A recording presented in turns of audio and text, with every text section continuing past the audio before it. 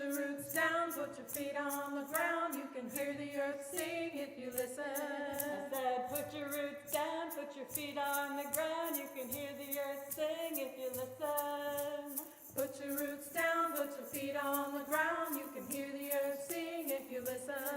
'Cause the sound of the river as it moves across the stone is the same sound as the blood in your body as it moves across your bones.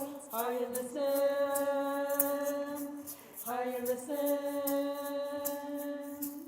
Put your roots down, put your feet on the ground. You can hear the earth sing if you listen. I said, put your roots down, put your feet on the ground. You can hear the earth sing if you listen. 'Cause the sound of the river as it moves across the stones is the same sound as the blood in your body as it moves across your bones. Are you listening? Are you listening? Are you listening?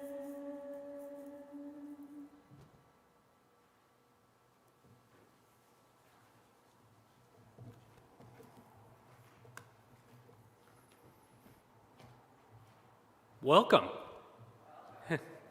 Welcome to Westside Unitarian Universalist Congregation. I am Chris Darnell, and it is my great joy to gather with you this morning. It's been a while since I've seen a lot of these faces, so... Today is a wonderful service filled with poetry and music, exploring the gift of nature and its many splendor.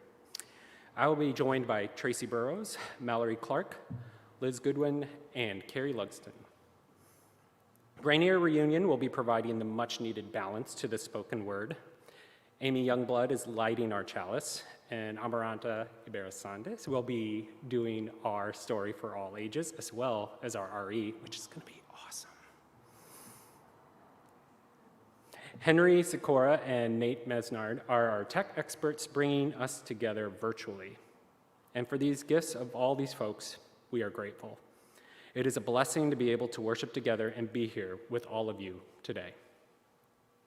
Now, before we begin, I know we're all still trying to get used to being in a space together. So I kindly ask you in the sanctuary to take a moment and put your phones in worship mode. Speaking of,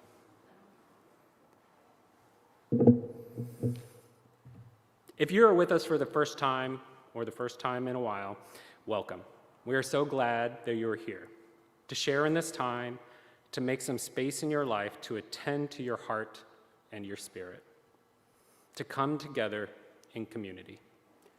Please visit our website or scan the QR code in the pews in front of you to fill out the Getting to Know You welcome form so that we could send you our weekly electronic newsletter, the Westside Week, which is full of information about upcoming worship services and other virtual activities. We hope that you'll join us after the service for conversation and community, catching up with everyone and seeing warm faces on this first day of May. Now, I know that we're still getting used to being together in a physical space, so I just want to remind everyone to be kind to one another. We're learning a lot about ourselves and each other during this time. Remember, we are here to be with one another and share deeply of ourselves.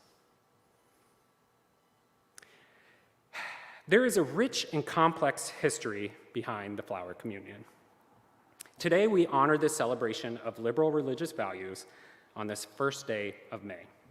First started in a Unitarian church in Czechoslovakia in 1923, we saw it migrate to the United States in the 1940s.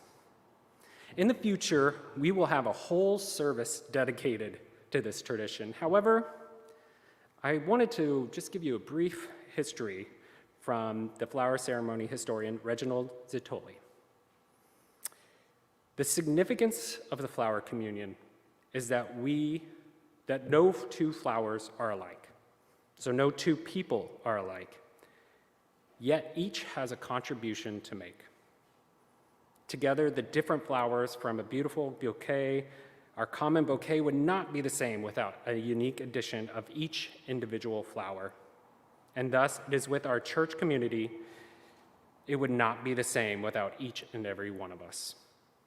Thus, the service is a statement of our community.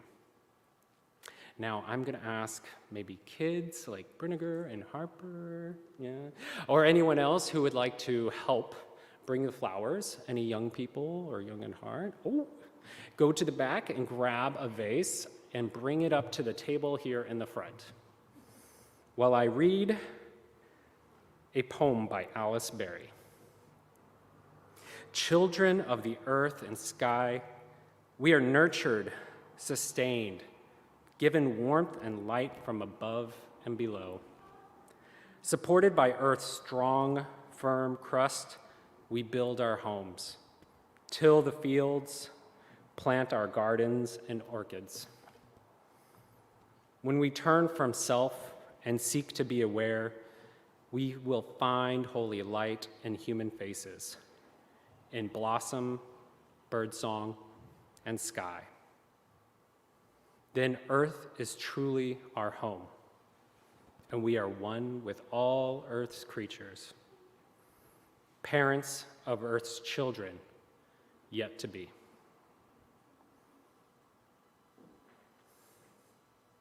Like these flowers, we gather today from many locations, and we take this moment to particularly acknowledge that our congregation resides on the traditional territory of the Duwamish people. In this acknowledgement, we recognize the Duwamish heritage imbued in the mountains, valleys, waterways, and shorelines that surround us all. May we nurture our relationships with our coastal Salish neighbors, especially the Duwamish people, and our shared responsibilities to this place. Let's take a moment to offer humble respect for this place and its peoples, and renew our commitments to the work of authentic reconciliation.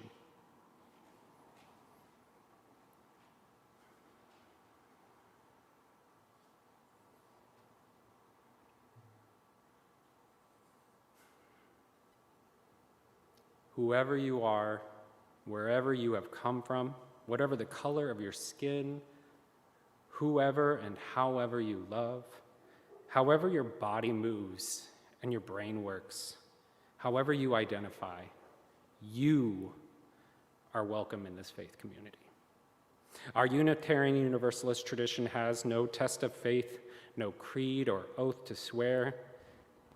We have instead the promises we make to one another, commitments we make to healing a hurting world within and beyond our world.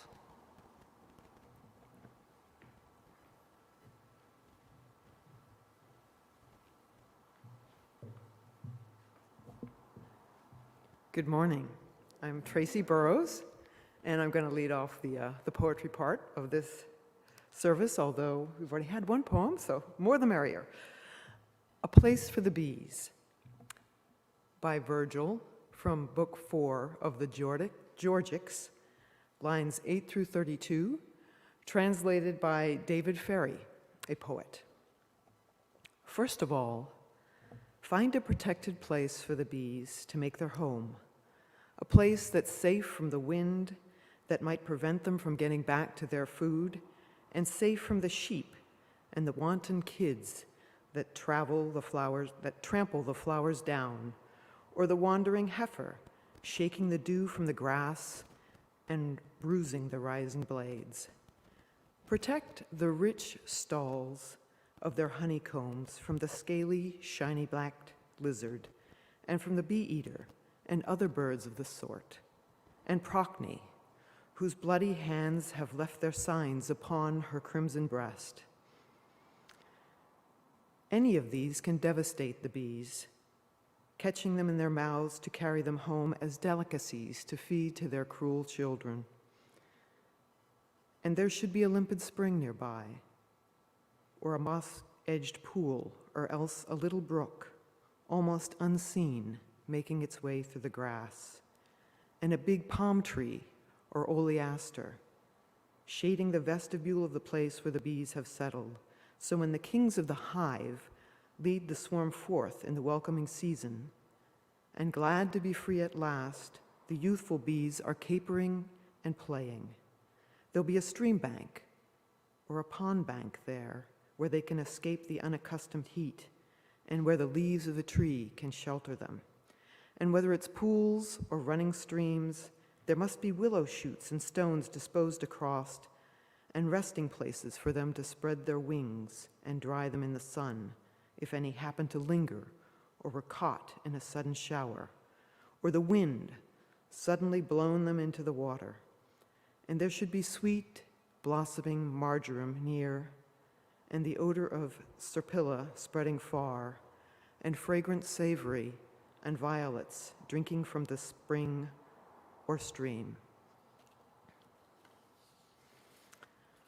I was drawn to this poem by Virgil because a couple of years ago I read Virgil's Aeneid, the story of Aeneas, the Trojan warrior, who leads his family and a group of followers out of Troy after it's been taken by the Greeks, and he eventually founds a settlement that becomes Rome. Before I read the Aeneid, I thought it would be an epic poem full of battles and heroism and treachery and bloodshed and the wrath of the gods. And it is all that. But I was quite surprised that amongst all that, it includes lines and lines and lines of beautiful descriptions of nature. So for today, I picked a selection from Virgil's Georgics, an epic poem in 4 books. Virgil, along with Horace and Ovid, were the most highly recognized of poets during the golden age of Rome under the emperor Augustus Caesar. And Virgil was in the inner circle of Augustus's court, and his poetry was connected to the major political currents of the time. Virgil wrote the Georgics at the end of Rome's civil wars, which had resulted in the depopulation of Italy's countryside as the farmers had to go off to fight the war. Farms fell into neglect and disuse, and the Georgics is a plea for the restoration of agrarian life, and Book 4 is largely devoted to bees. This short section from Book 4 describes a place for the bees that is both idyllic, with places to frolic and play, and that has dangers that the bees must be protected from. The poem refers to Procne, who in Greek mythology was an Athenian princess. Procne and her sister Philomela avenged the heinous brutality of her husband Tereus in a shocking act of revenge. And as she fled from her husband's murderous rage, the gods turned her into a bird, a swallow, so that she could escape. Virgil describes the bee-eating swallow as having a crimson breast marked by the bloody hands of Procne. And other references that you'll note are to oleaster, the wild olive tree, and several Mediterranean herbs, including serpilla, which is wild thyme, and savory, which has a peppery taste. So with that, let's listen to Virgil's description of a place for bees again. First of all, find a protected place for the bees to make their home, a place that's safe from the wind that might prevent them from getting back to their food, and safe from the sheep or the wanton kids that trample the flowers down, or the wandering heifer shaking the dew from the grass and bruising the rising blades. Protect the rich stalls of their honeycombs from the scaly, shiny-backed lizard, and from the bee-eater and other birds of the sort, and Procne, whose bloody hands have left their signs upon her crimson breast. Any of these can devastate the bees, catching them in their mouths to carry them home as delicacies to feed to their cruel children. And there should be a limpid spring nearby, and there in a moss-covered, edged pool, or else a little brook, almost unseen, making its way through the grass, and a big palm tree or oleaster, shading the vestibule of the place where the bees have settled. So when the kings of the hive lead the swarm forth in the welcoming season, and glad to be free at last, the youthful bees are capering and playing. There'll be a stream bank or a pond there where they can escape the unaccustomed heat and where the leaves of a tree can shelter them. And whether it's pools or running streams, there must be willow shoots and stones disposed across as resting places for them to spread their wings and dry them in the sun, if any had happened to linger there and were caught in a sudden shower, or the wind had suddenly blown them into the water, and there should be sweet, blossoming marjoram near, and the odor of serpilla spreading far, and fragrant savory and violets drinking from the trickling spring or stream.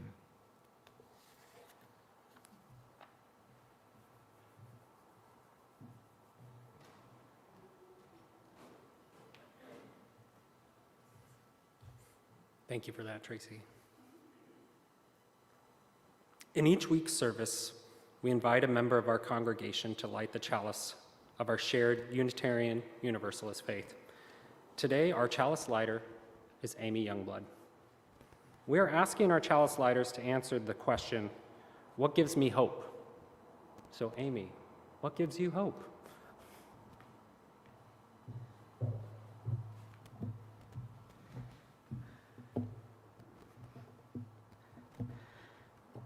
Just about nothing gives me hope. Hope has an eternal place at my table. Hope is always welcome there. It's always seated there. It's part of everything. Probably because I am a nauseatingly sunny eternal optimist, or it's the reason why I am a nauseatingly sunny eternal optimist. I don't know, chicken, egg, whatever. There's sometimes when I have to grab hope, when I have to scour from hope, when I got to scrape the edges, scrape the corners, and dig to find some piece of hope. But that wasn't given either. I had one story to relate about today's service and hope. If, like you regard flowers to always represent hope, eternal springtime, earth renewing itself, stuff. Say what you want about Facebook, but I sure do love when its memories come back to you. And it showed up that 12 years ago, last Friday, the committee accepted my thesis and awarded me my master's degree in journalism. Shucks. But the best part was, that was wonderful. Even better was I left that building and walked out on that beautiful, beautiful campus, looked around and said, where'd all these flowers come from? It was the end of April. It was my first time to notice the spring flowers. It stays as a perpetual metaphor that hope is out there, growing, flourishing, thriving, even when you're not noticing. It'll be there when you're ready to notice, when you're done being distracted by more important things. Thanks. Okay.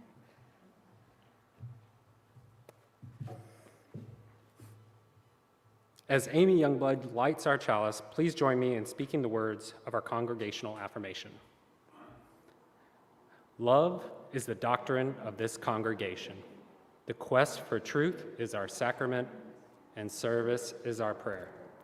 To dwell together in peace, to seek knowledge in freedom, to serve humanity in fellowship, thus do we covenant with one another.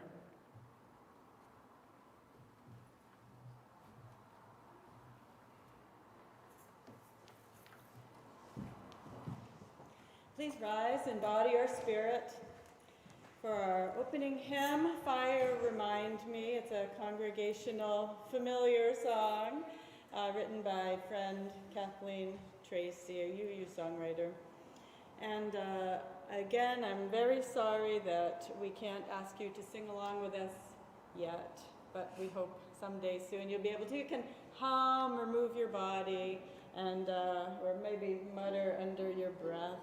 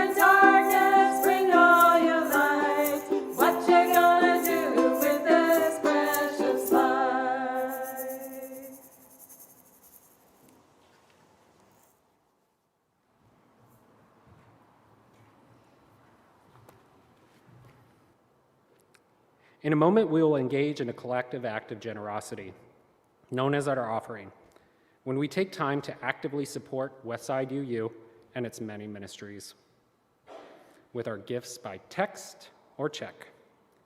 Each month, we choose a community organization to share 1/3 of our undesignated offering gifts. That is, those donations not designated as our pledge contributions. For the month of May, our community giving recipient is Babies of Homelessness. Babies of Homelessness delivers diapers, pull-ups, wipes, and formula to families in need and agencies in King and Snohomish counties. They also provide a monthly supply of diapers and other basics to 20 agencies in South King and Snohomish counties to expand our reach in areas where few or no resources exist for ongoing diaper support. 1 in 14 children under age 6 in Washington State is experiencing homelessness right now. It costs about $80 per month, including taxes, diapers tax, to provide diapers for one child. Please donate to help homeless families desperate to keep their babies clean, dry, and healthy. Now, before I have people going, I have to share my own little story. So for about 4 years of my life, I worked as a child protection social worker. And I routinely had to work with families because they were homeless. That was it. They didn't do anything, quote unquote, wrong. They just lived in not a house. And it was heartbreaking how families weren't able to provide basic needs like diapers or formula. How many children I saw failure to thrive because families had to choose what to spend their money on. And diapers shouldn't be one of those things. So I know for myself, this is a really big cause, and I hope that you find it as a cause to give hefty to. So you can give by text by sending a message with the $sign and the amount you want to give to 616-404-4171. If you need to update your payment information, text update to the same number. For folks who are here in the sanctuary or prefer to share your gifts by cash or check, you'll note that there's a box at the back of the sanctuary to collect your giving. If you'd like to give the gift to be recorded as coming from you, please use the envelopes in the pews. Thank you to everyone for giving as you're able to support Westside and Babies of Homelessness. Your generosity of time, treasure, and presence are gifts that sustain us as a community.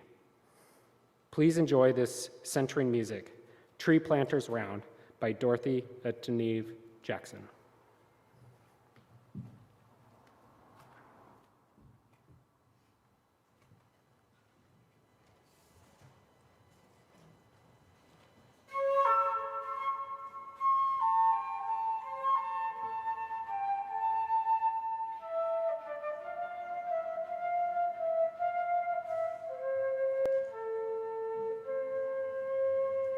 Sing, all you falling rain, dance, O snow, swell you river, river, river, blow, wind, blow.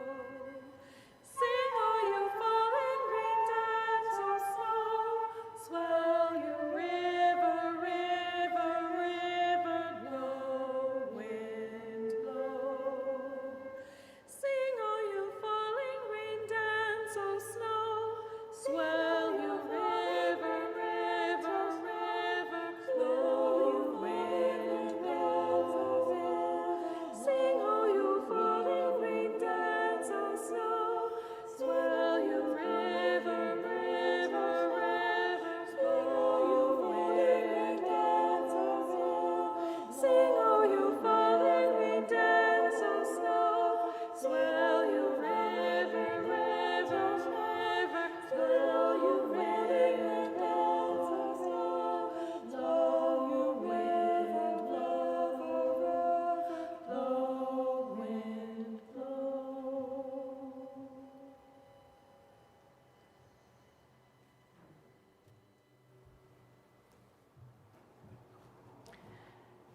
Thank you to everyone for giving as you're able to support Westside and Babies of Homelessness. Your generosity of time, treasure, and presence are gifts that sustain us as a community.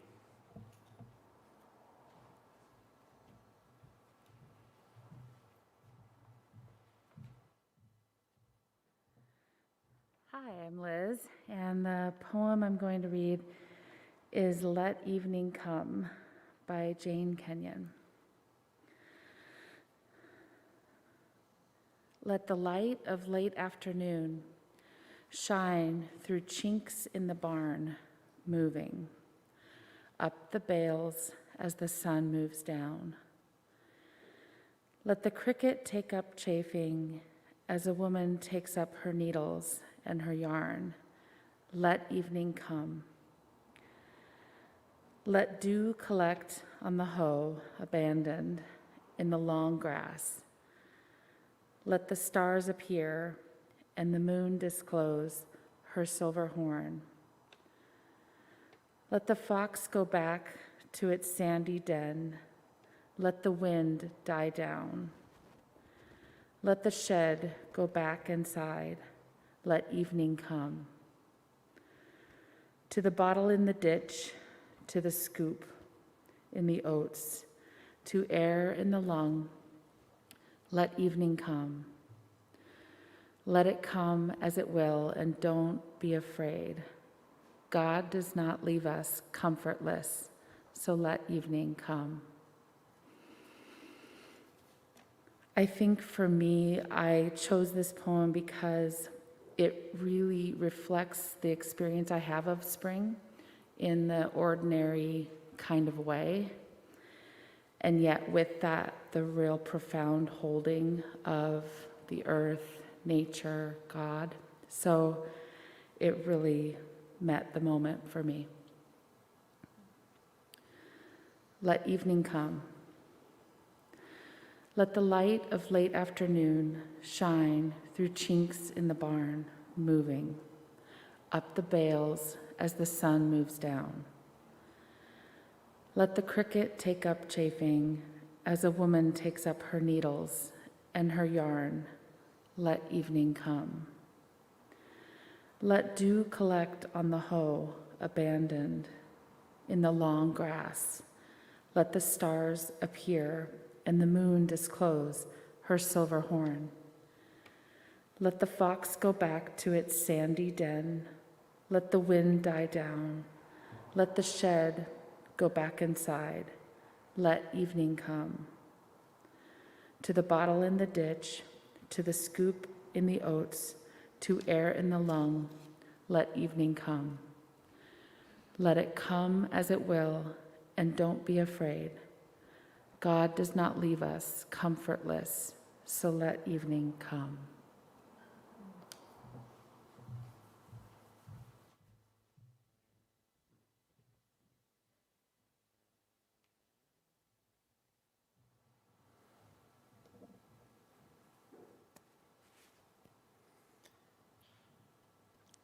So as you probably have guessed, it's been a while since we've had the poetry service. This is something that Lisa writes us.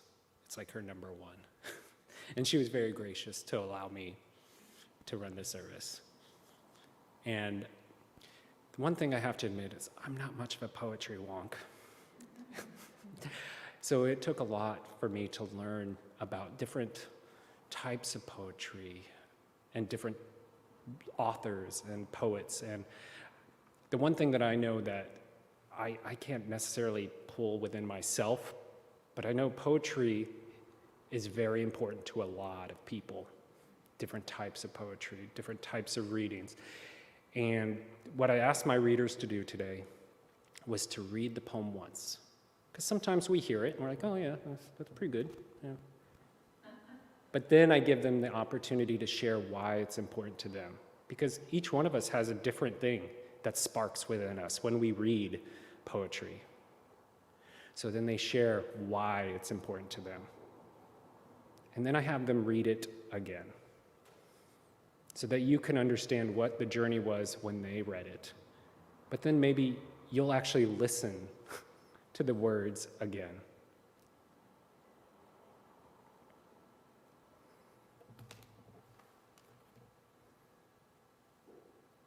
It is the tradition of our congregation to honor the joys and sorrows of our members and friends, neighbors, and loved ones on the first Sunday of each month with a candle lighting ritual. I'm going to move the candles over here. Maybe Charlie could help me. I see you, Charlie. I ask you, come down the sides, light a candle in the front, and then head back up the aisle with your seat. I would ask you to use the flame from the person who lit the candle before you to continue the chain of each of us lighting our candle from one another. I'm going to bring the light from the chalice over and light the first candles. However, I want you on your way back to grab one of these beautiful flowers. Pick a flower that most calls to you. Hold it to your heart. Bring a piece of nature back with you for the rest of the service and for your day. But I didn't forget about you at home. For you at home, if you have a candle available to you in this moment, I invite you to join us in performing this sacrament and honoring this tradition of the congregation. And I'm going to give you a little bit of time because I have to go and move the candles over. So if you don't have one right next to you, go find one. As we light our candles, Rainier Reunion will play some lovely music in the background.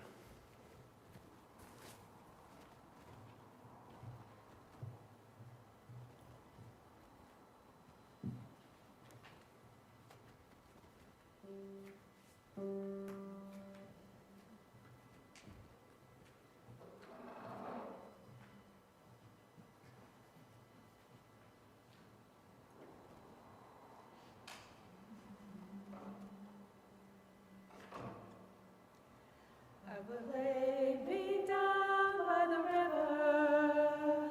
I will lay me down and rest. I will lay me down by the river and know the world is blessed. I will lay me down by the river. I will lay me down and rest. I will lay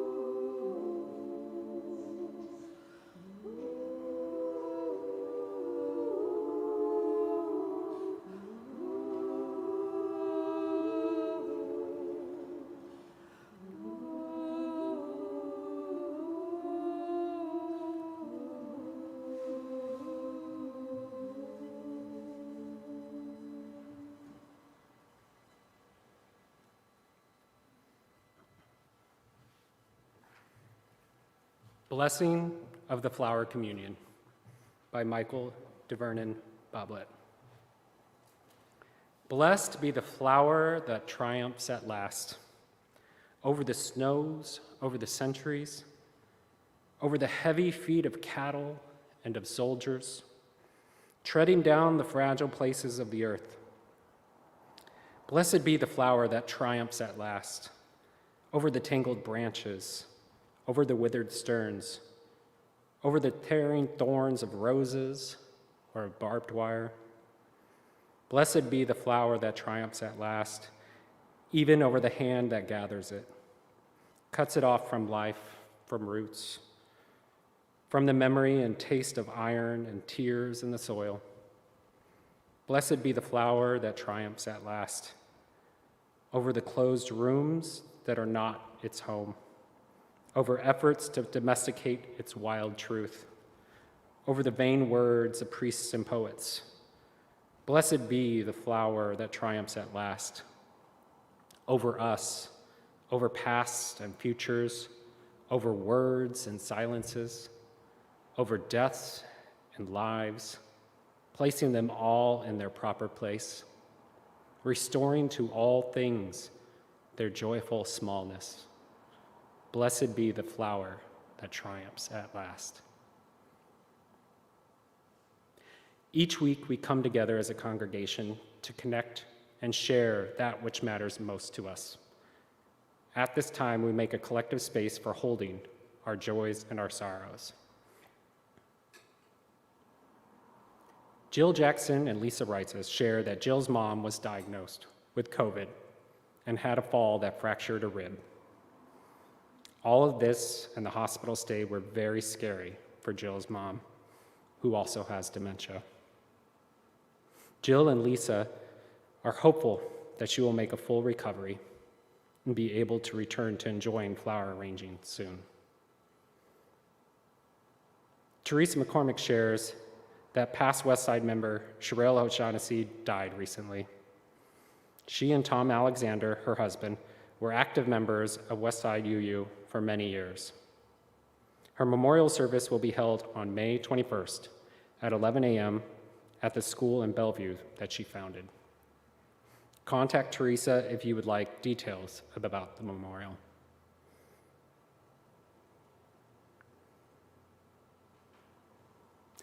Let us now, in a moment of silence, followed by music, hold in tender vessel of our loving care all the joys and sorrows, both known and unknown, of our beloved community.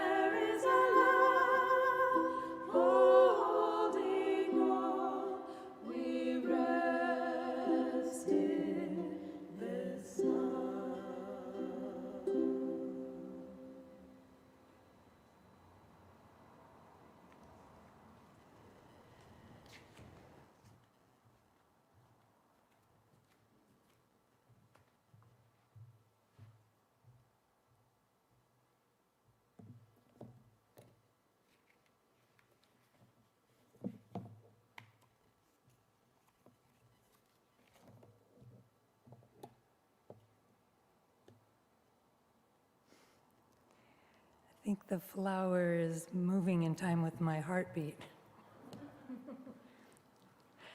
My name's Mallory Clark. 2 atoms of hydrogen and 1 of oxygen. Liquid altruism and an unsung container for light. What if, in your every brush with water, you knew it for what it was?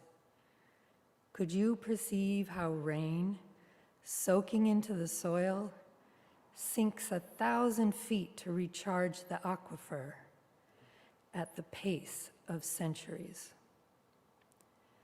Could you see then in water the wash of forgiveness it really is? Would you pay your respects in the quiet fog on the way to the car, and to the frost on bent grass at the meadow's edge, grass that is waiting for warm light to turn solid into liquid, a quotidian act of magic? Would you venerate the memory of childhood icicles, sucked down to nothing but a wet hand, or the bigger-than-your-life waterfall vibrating in your chest, gushing air into your lungs, the very definition of inspiration? Would you then worship at your bathroom sink, where you plunge your hands to warm them from the snowball fight? Or would you worship the snowball itself and the gurgle you can hear but not see as snow melts? Surely you would call the blessings for the diamonds clinging to the ends of branches in the sun after a good pour. What would life be like for you if every glimpse or touch of water resounded in your heart like a visitation from a god?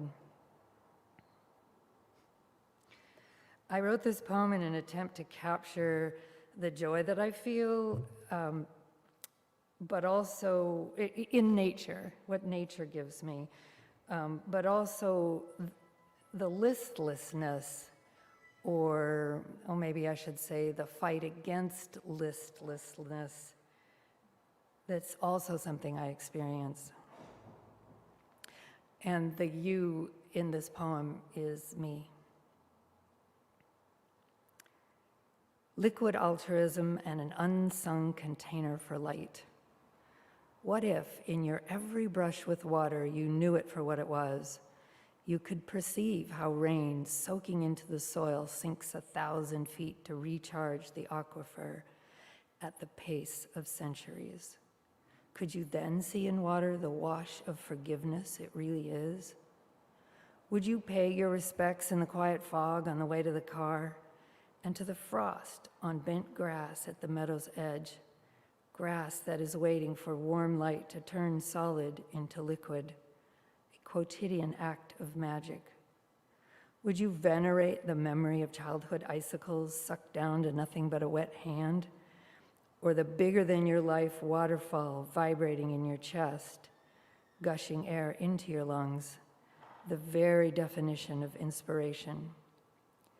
Would you then worship at your bathroom sink, where you plunge your hands to warm them from the snowball fight?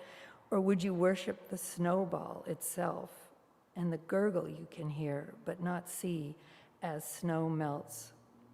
Surely you would call blessings for the diamonds clinging to the ends of branches in the sun after a good pour. What would life be like for you if every glimpse or touch of water resounded in your heart like a visitation from a god?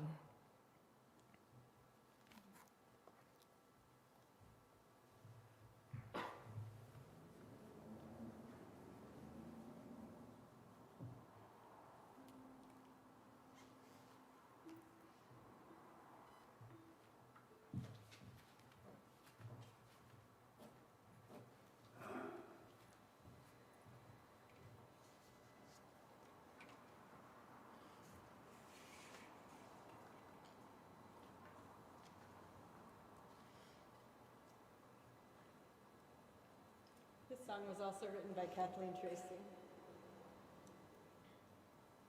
It's called Flower, Bloom, Love.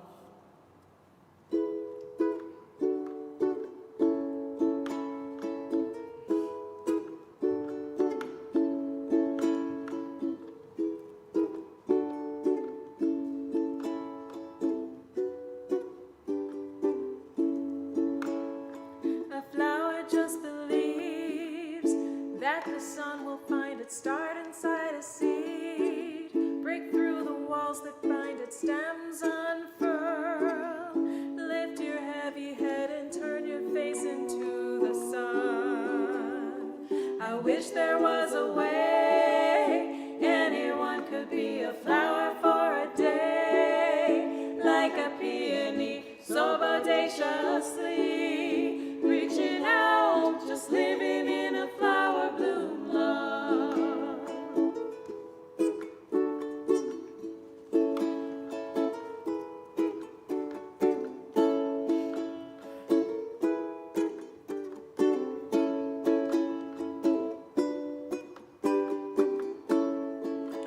Oh, the rain falls hard and the wind is blowing up in the trees where the green is growing when you're here with me. It's like the sun, oh, I believe in the flower bloom love. The flower just believes that the sun will find a start inside a seed, break through the walls that bind its stems unfurl.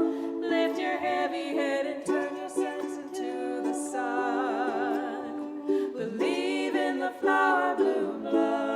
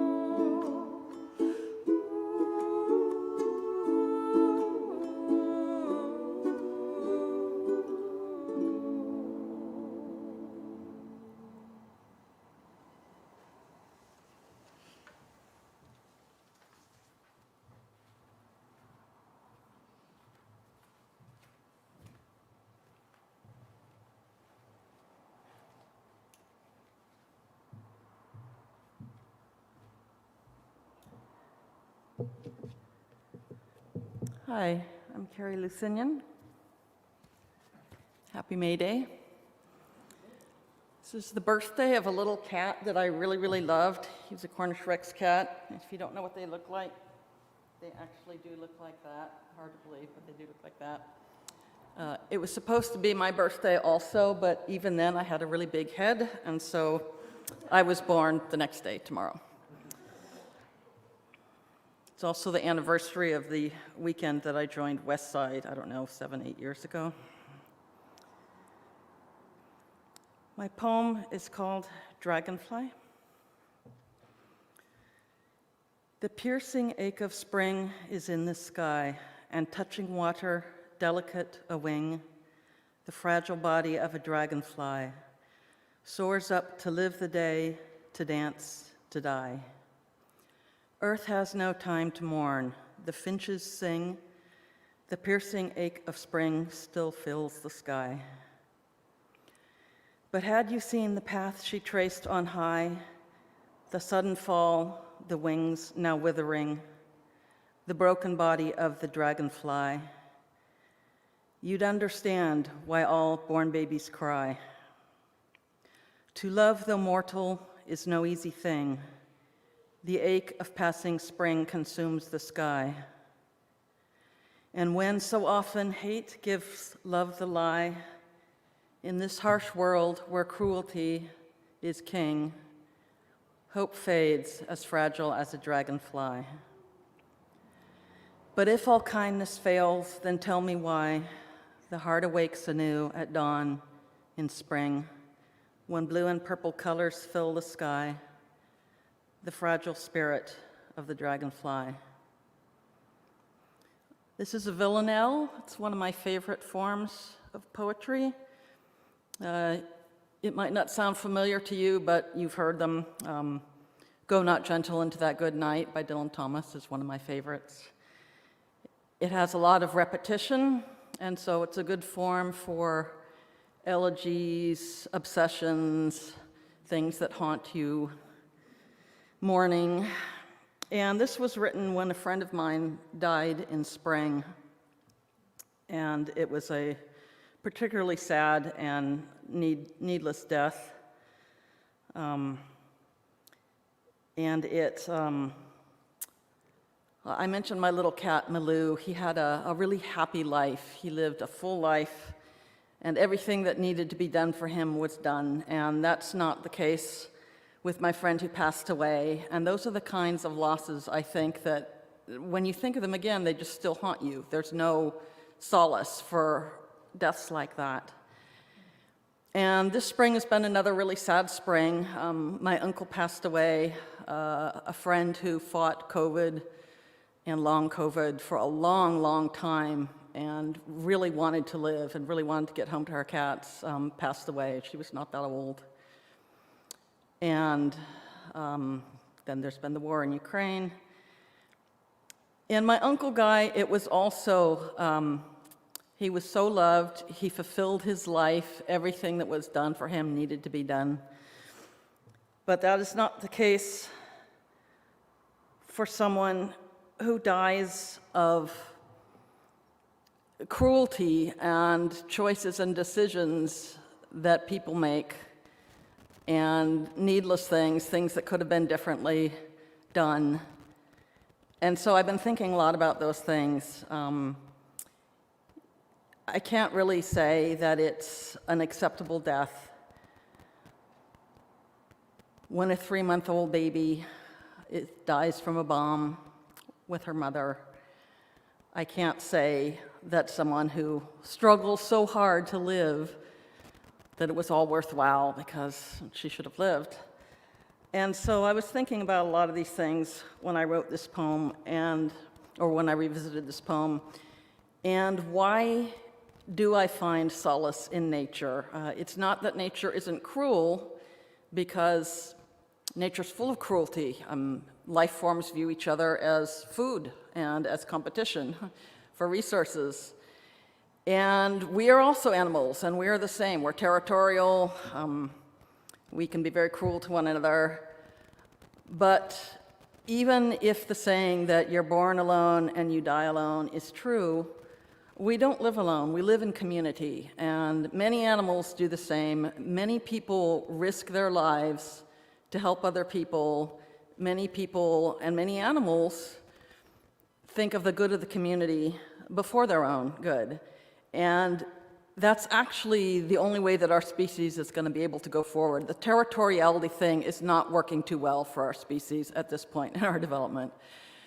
So when I think about what I've been seeing from friends in Ukraine and Poland and people who are closer to it and people who know people, and I think about all these losses, I also remember how many people stop in the middle to post pictures of the flowers that are blooming in Ukraine, and how many people go every day to bring food and to bring people out and risk their lives, and how many people did that during the pandemic. And I think of the mere persistence of life. Even in Chernobyl, animals and plants began to come back sooner than they thought they would once we were gone. And so in this resistance to cruelty, in this connection with our community, in this incredible persistence of life, that's where I find hope. And I keep thinking of the very last post that was made by a young mother who was killed. And she described everything she was seeing, which was quite devastating there in Kherson. But the picture she took was a picture of snowdrops. And the very last words of her post were, "The long-awaited sun is here." And I continue to find hope. I continue to find hope in the midst of all this sorrow. And it was really emotions like that that caused me to write this poem in the first place and are still there for me. So again, this is Dragonfly. The piercing ache of spring is in the sky, and touching water, delicate a wing, the fragile body of a dragonfly soars up to live the day, to dance, to die. Earth has no time to mourn, the finches sing, the piercing ache of spring still fills the sky. But had you seen the path she traced on high, the sudden fall, the wings now withering, the broken body of the dragonfly, you'd understand why all born babies cry. To love, though mortal, is no easy thing. The ache of passing spring consumes the sky. And when so often hate gives love the lie, in this harsh world where cruelty is king, hope fades as fragile as a dragonfly. But if all kindness fails, then tell me why the heart awakes anew at dawn in spring, when blue and purple colors fill the sky, the fragile spirit of the dragonfly. Thank you.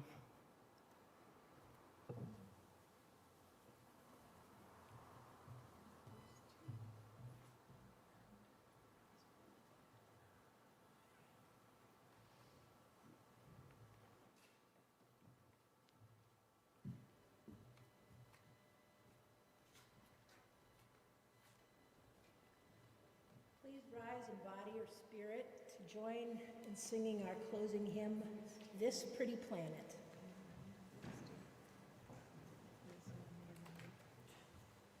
What's the order of the round voices? Okay.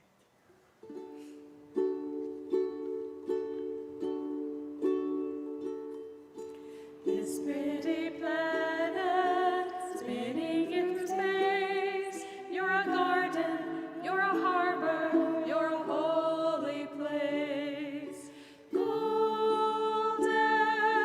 sun going down, gentle blue giant spin us around, all through the night, safe till the morning light. This pretty planet spinning through space, you're a garden, you're a harbor, you're a holy place. This pretty planet spinning through space, you're a garden, you're a harbor, you're a holy place. Golden sun going down, gentle blue giant, spin us around, all through the night, singing till the morning light. This pretty planet spinning through space, you're a garden, you're a harbor, you're a holy place. Golden sun going down, gentle blue giant, spin us around, all through the night, safe till the morning light. This pretty planet spinning through space, you're a garden, you're a harbor, you're a holy place. This pretty planet spinning through space, you're a garden, you're a harbor, you're a holy place.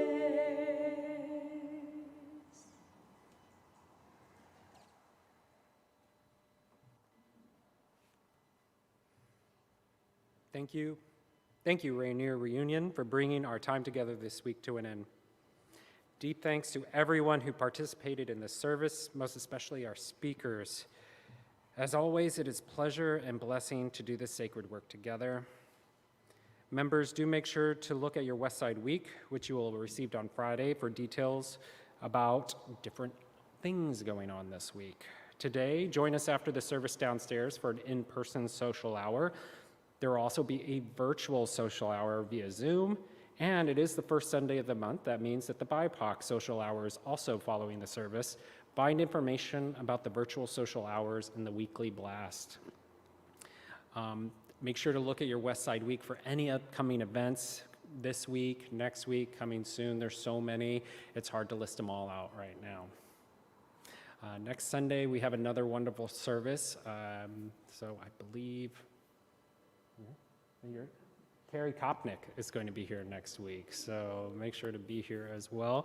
One last thing, we've got a ton of flowers, so feel free to take as many flowers as you want. If your kids didn't take a flower, make sure they grab one. I'm going to grab a flower, so.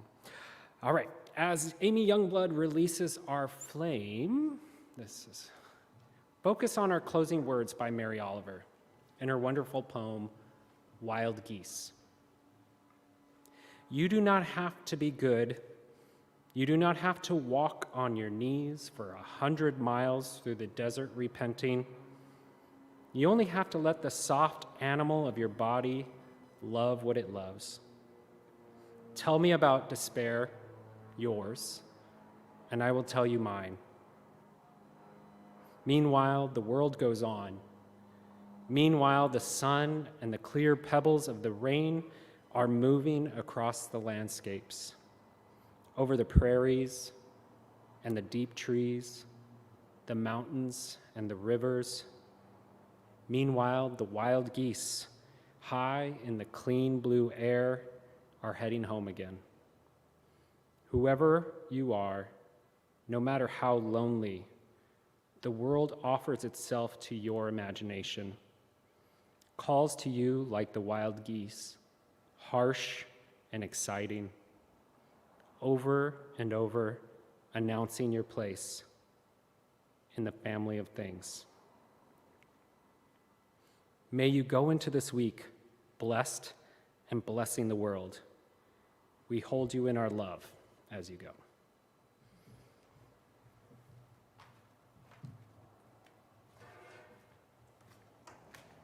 Please rise as we send you off with our sung benediction, which is called Long Time Sun.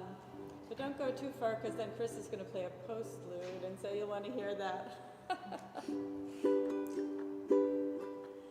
May the long time sun shine upon you, all love surround you, and the pure light within